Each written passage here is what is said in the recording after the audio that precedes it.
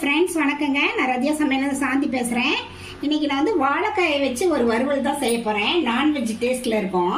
நான் எப்படி செய்கிறேன்னு உங்களுக்கு செஞ்சு காமிக்கிறேன். ஃபஸ்ட் டைம் வீடியோ பார்க்குறவங்க தான் சப்ஸ்கிரைப் பண்ணிக்க, பக்கத்தில் இருக்க பெல் பட்டனை கிளிக் பண்ணிங்கன்னா நான் போடுற வீடியோலாம் உங்களுக்கு உடனுக்குடன் வந்து சேரும். வாங்க வீடியோக்குள்ளே போகலாம்.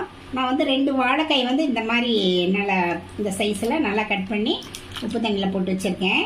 அதை வந்து நம்ம ஒரு மிக்சி ஜார் எடுத்துக்கலாம். இந்த மிக்சி ஜாரில் வந்து மிளகு வந்து 1/2 ஸ்பூனு, அப்புறம் ஜீரகம் 1/2 ஸ்பூனு, சோம்பு அது ஒரு 1/2 ஸ்பூனு, 2 கிராம்பு, 1 பட்டை, கொஞ்சம் கருவேப்பிலை இதெல்லாம் போட்டு நல்லா பொடி பண்ணிக்கலாங்க.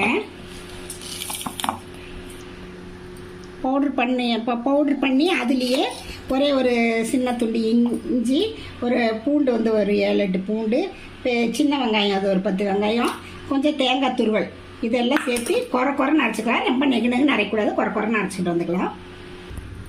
பாருங்கள், இந்த மாதிரி குறைன்னு அரைச்சிட்டு வந்திருக்கேன். இது அப்படியே இருக்கட்டும். ஒரு கடாயில் வந்து எண்ணெய் ஊற்றி வச்சுருக்கேன். எண்ணெய் நல்லா காயிட்டுங்க. காய்ஞ்சதுக்கப்புறம் கொஞ்சம் கடுகு,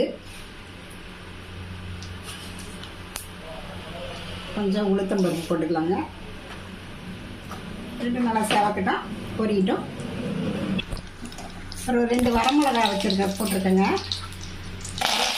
கொஞ்சம். அப்புறம் இதுலேயே வந்து நம்ம இந்த வாழைக்காய் இதில் ஆட் பண்ணிக்கலாம். கொஞ்சம் எண்ணெய் நிறைய ஊற்றிக்கணுங்க.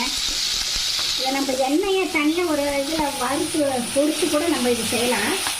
நான் வந்து இப்படியே டைரெக்டாகவே வதக்கிக்கிறேன். பாருங்க, இதுக்கு அளவு உப்பு மட்டும் போட்டுக்கலாம்.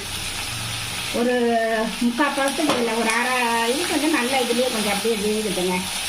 வெந்ததுக்கப்புறம் நம்ம மசாலாவை ஆட் பண்ணிக்கலாம்.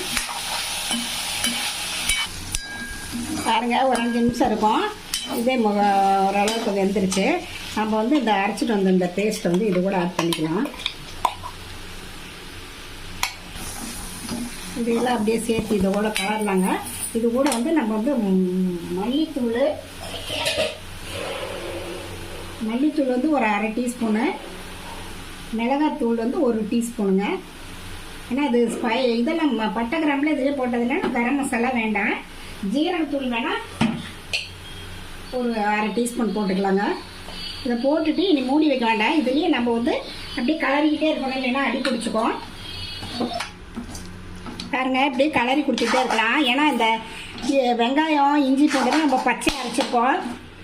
இந்த ராஸ்மெல் போகிறதுக்கு நம்ம அப்படியே கொஞ்சம் நேரம் ஒரு 5 நிமிஷம் அப்படியே கலரி அடி பிடிக்காமல் கலரி விட்டுக்கிட்டே இருக்கலாம்.